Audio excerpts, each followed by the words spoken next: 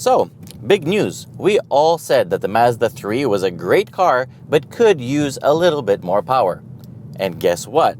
Mazda listened, and this is the 2021 Mazda 3 Turbo 250 horsepower, 320 pound-feet of torque from a 2.5-liter 4-cylinder Skyactiv G turbo with a dynamic pressure turbo, which is some witchcraft controlling the pressure that goes to the turbo. There are lots of videos on the internet if you want to look up how that system works. I'm not going to bother. It's just too complicated and has to do with like streamlining air and how it hits the fins of the turbo.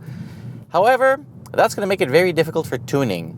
So if you're watching this video because you're planning to buy one of these and make it a race car, just click away right now.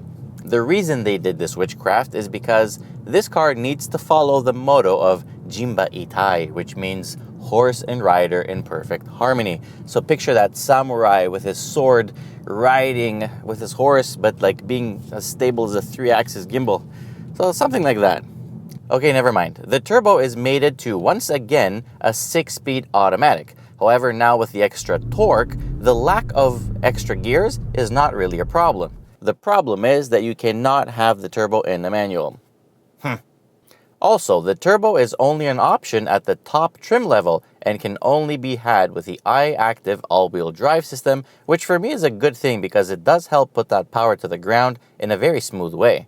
So floor it, and 0 to 100 kilometers an hour comes in 6.5 seconds. However, this car is on winter tires, and I heard a little bit of wheel spin while doing that, so possibly that number could be improved. So right about now, you know why this is not called the MazdaSpeed 3, because Mazda is not trying to compete with the hot hatches like the Civic Type R, the Golf R, etc. Mazda, with this car with a turbo, is trying to compete with a luxury class like the Mercedes A250 or the Audi A3 or the BMW 228 Grand Coupe or whatever else you might think. In fact, the only change that this car has compared to the non-turbo version is a turbo, obviously, stiffer front springs to compensate for the extra 120 pounds the snail has added. They recalibrated the torque vectoring to comply with the extra ponies, and the gearbox has slightly different gear ratios. Even firing up the car feels rather uneventful. There's no rumble, nothing. It just sounds like a regular Mazda 3. Once you put it in gear though, and you take off, my God, what a difference. The pulling power is there. It's not like the naturally aspirated model was slow or anything, but with the extra torque now, the lots of extra torque to be accurate, makes the car pick up speed very effortlessly.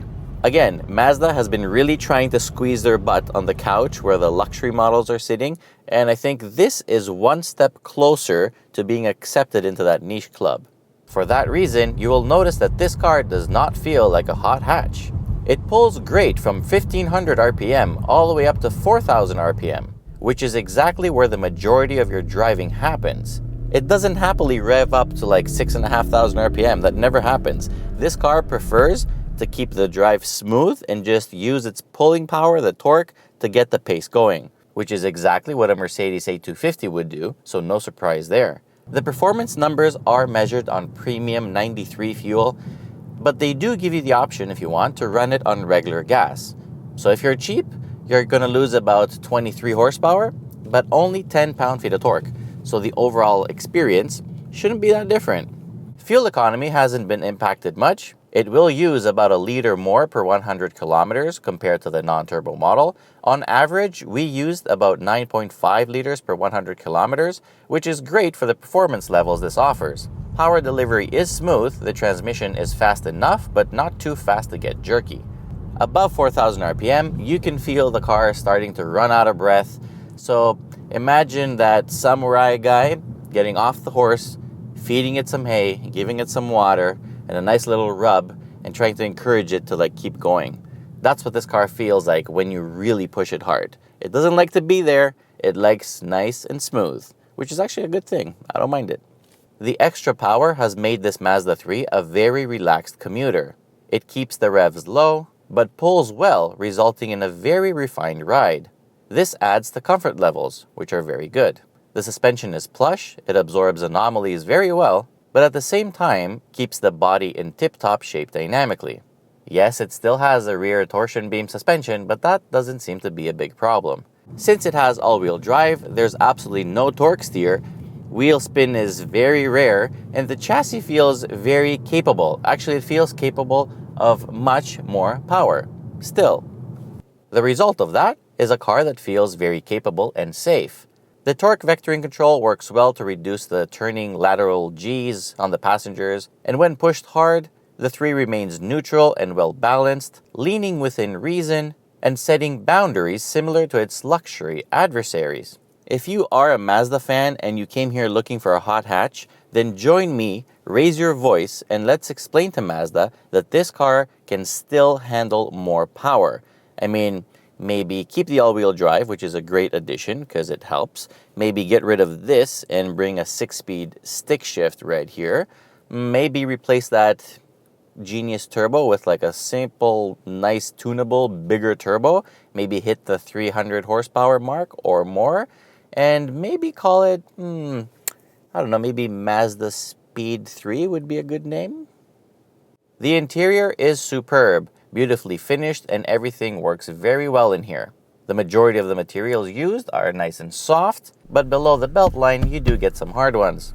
Roominess is also pretty good. The rear seats are a bit tight, but not too bad. Hey, it's a rather small car. The trunk capacity is also pretty good, which completes the picture of a fantastic compact sedan, or hatch if you like the sport. Prices in Canada are about $32,900, and if you get the premium package, they're about $34,600, and the sport model is $1,000 more. Compared to like a Mercedes A220 4MATIC sedan, which this car is clearly aiming for, I would have to say that the simple transmission is a weak point, and the tech being kind of secondary here and not like in your face with big fancy cinematic screens and stuff and no crazy ambient lighting. I mean, this car, when you put it side by side with something like an A-Class, it doesn't look as fancy. However, drive-wise, the gap is gone. It drives just as well, and it is priced quite lower. If I picture a polymetal gray metallic sport model with the garnet leather interior at 35,000 Canadian dollars with the premium package, well, sign me up. At the end of the day, this car is a great car. It might not be a Golf R killer, but hey, seems like this was not the point, and their point has pretty good leeway. If you like this video, please remember to share it with your friends, subscribe to our channel, like it, leave us a comment, you name it. But most importantly, till next time, be good. Perfect.